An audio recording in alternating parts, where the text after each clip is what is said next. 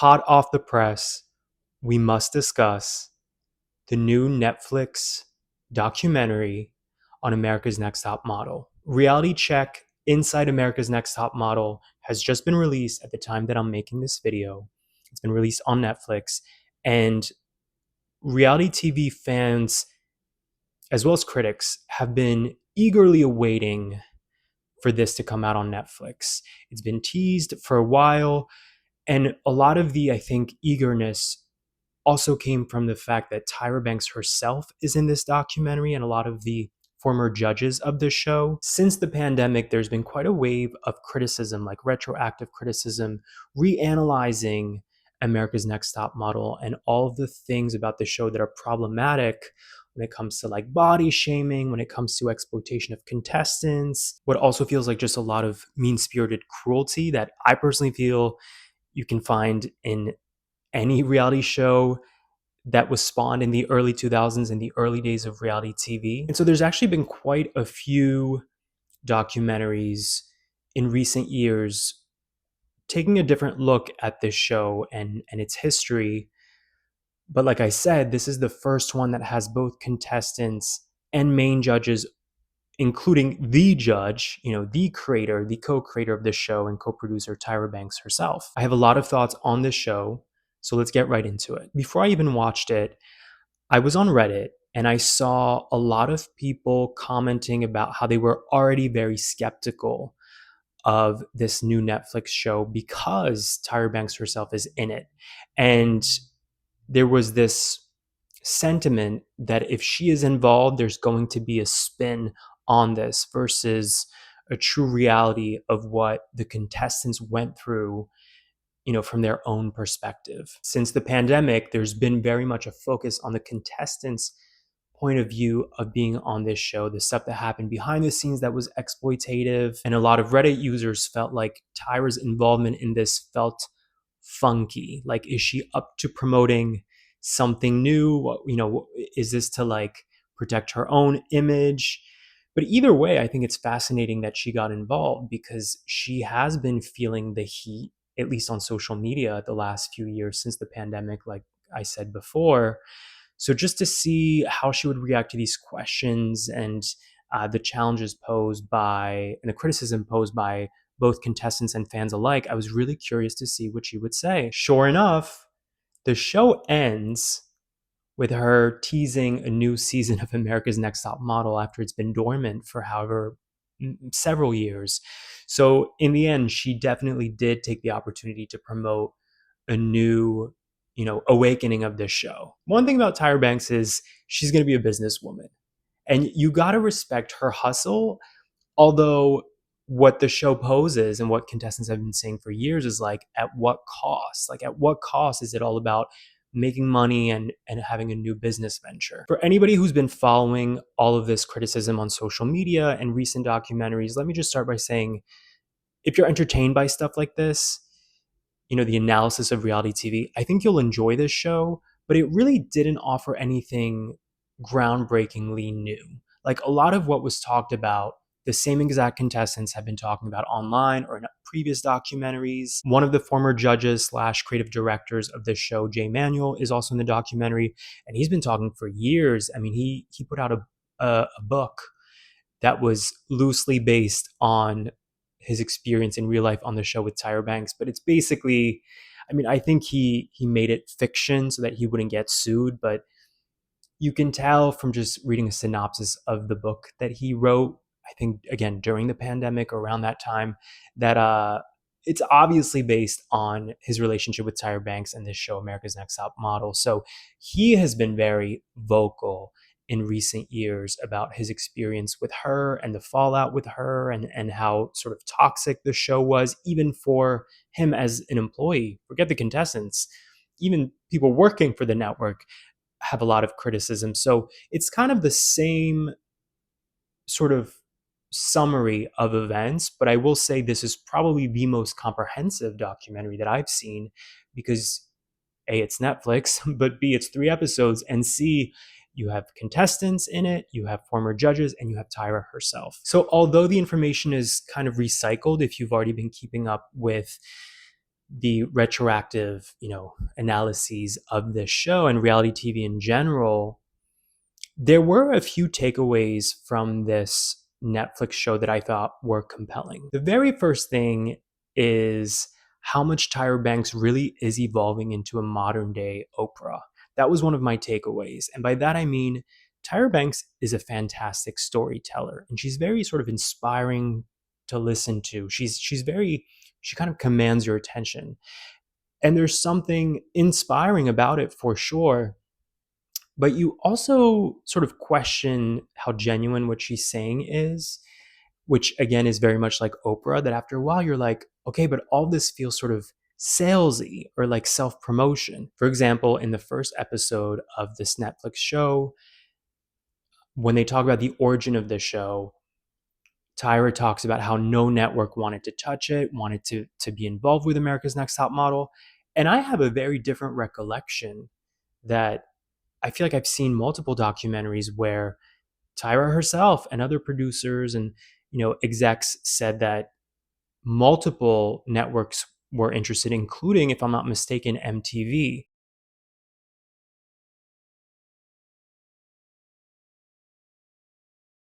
So I thought it was sort of revisionist history to claim that only one network wanted it and it was the very final one. So this is where I start to question how honest she's being, Tyra Banks, because it's kind of like Groundhog's Day. I've heard her tell this kind of story before. Whenever she talks about her modeling career, she actually expresses the same exact theme of being rejected by several modeling agencies. No, no, no. And then the final one, when she kept pushing and kept going, the final one said yes. And of course, she became this huge supermodel, right?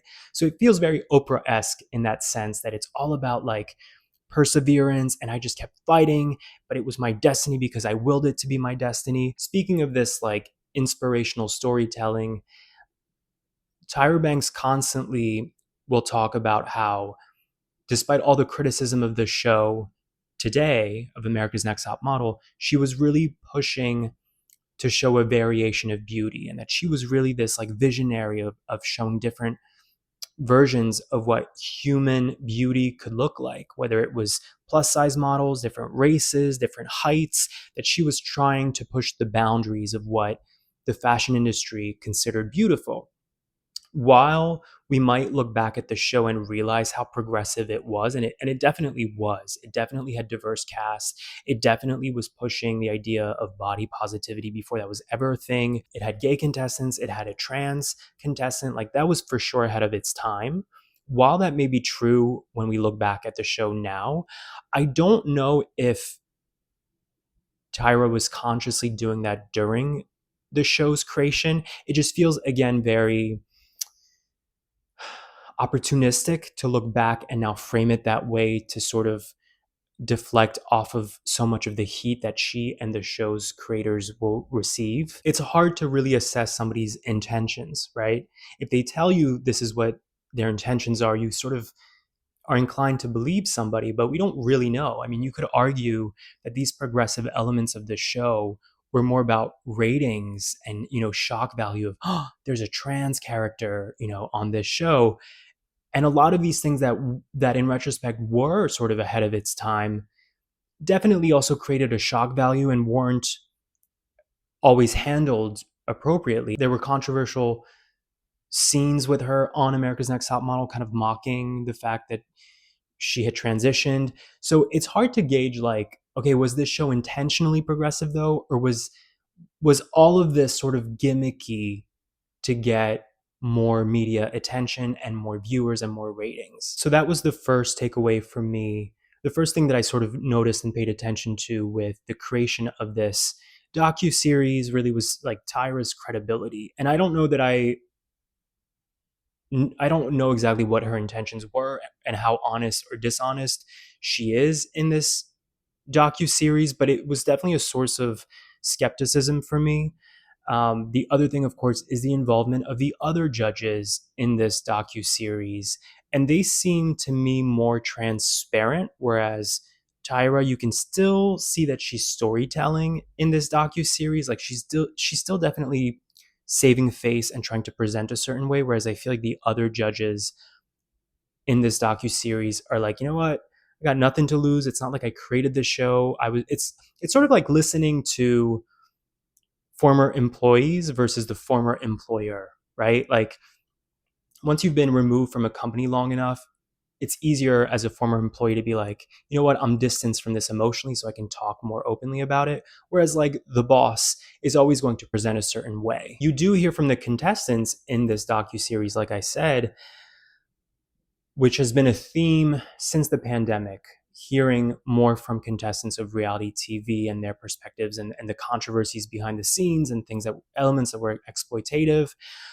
But I did think it was peculiar that watching this docu-series, it felt like there was more and more emphasis on the judges. And I guess you could argue that they were central characters to the show because they came back season after season, or what America's Next Top Model called cycles. They didn't call them seasons, they called them cycles because they had 2 a year. So a season, I guess, wasn't the right terminology in TV world. But they would keep coming back every cycle. So you could argue they were central to the show. They played a big part in it. But I did find that disappointing. I'd rather hear from the contestants because the contestants have nothing to lose or gain by being totally honest. Whereas, for example, Jay Manuel, who I referenced earlier, he's been using this opportunity of this documentary to re-promote his book, the fiction book that is clearly based on America's Next Top Model. So does it make sense to use this opportunity to promote your book? Obviously, of course. But again, then it feels like you're doing exactly what Tyra Banks does, which is using one moment to promote another. There's going to be inherent bias in that. Whereas the contestants, I think, for them, it was more like a therapy session of like, let me really tell you what happened. That being said, you could argue that a theme of the show was, for me watching, was that the judges were also a part of this web of exploitation. Like they're following orders from, corporate, just like Tyra was. And Tyra says it in the show very poignantly. She's like, bosses have bosses too. Like I also had to report to, the big boss at the network. Like there was also pressure on me. So it made sense to include all of these different voices and their opinions. But again, towards the end of the show, and please tell me if you watched and you agree, it felt like more and more emphasis was on the judges. The final episode in particular, there's a focus on one of the former judges, Jay Alexander, having gone through a stroke. And they focused on that quite a bit and on how that has affected his health and how the other former judges went to visit him. And I was trying to figure out why the show even went there because it had absolutely nothing to do with America's Next Top Model. It just felt very random that, again, the focus was on the former judges and not the contestants. And then I realized what the point was. It seemed that the point was to indicate that the judges looked out for each other, but there was one missing element, which was Tyra Banks. And Jay Alexander is like, nope, she hasn't visited me yet.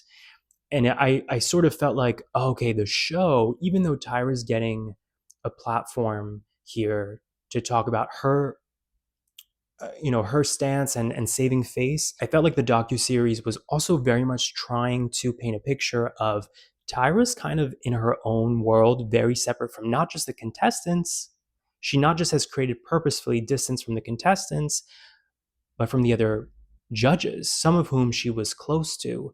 So even though the docuseries definitely has bias, I also found it really compelling that its main subject, Tyra Banks herself, is not painted in a perfect way, despite her attempting to do so in the show, despite her trying to do so during these interviews of the docuseries. Another element of this docuseries that I found really, really interesting was that they made sure to include contestants who went really far in the competition. I'm talking like top 2, top 3, and even some winners of the show.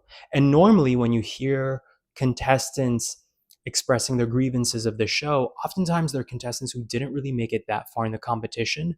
So I think it's easier to sort of cast away their criticisms because it's easy to say, oh, well, maybe they're just bitter that they feel they got exploited, but they didn't benefit from the show. So if it makes any sense, it's more interesting to me as a viewer to hear from a contestant who actually won or made it super far in the competition because A, they just spent more time in this sort of bubble, but B, if they have the same concerns, then it's almost like it has more credibility. If you won this reality TV competition and you won $100,000 CoverGirl contract, like the one winner that is very vocal in this docuseries, Danny Evans. She won a $100,000 CoverGirl contract. She got signed to an agency right after she was on a magazine cover. She's considered one of the winners who actually had some success post show, post America's Next Top Model. That's a big criticism that is often talked about, that these girls,